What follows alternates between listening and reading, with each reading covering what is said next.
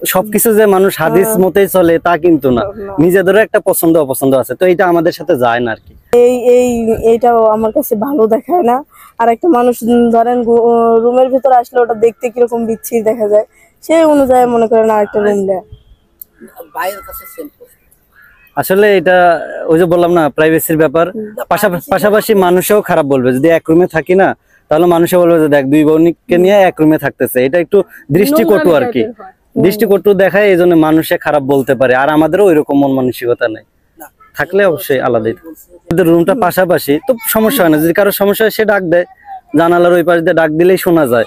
তো এই ক্ষেত্রে আর কি পর্দার কোনো সমস্যা নেই, আমরা ওইভাবেই থাকতে অভ্যস্ত আর কি। তাহলে তারপরেও আমরা প্রাইভেসি মেনে, আর হাদিসে থাকবেই বা কেন, যদি থাকতো তারপরও সবকিছু যে মানুষ হাদিস মতেই চলে তা কিন্তু না, নিজেদেরও একটা পছন্দ অপছন্দ আছে, তো এটা আমাদের সাথে যায় না আর কি। আমরা এটাকে একটু অপছন্দই করি, এই জন্য।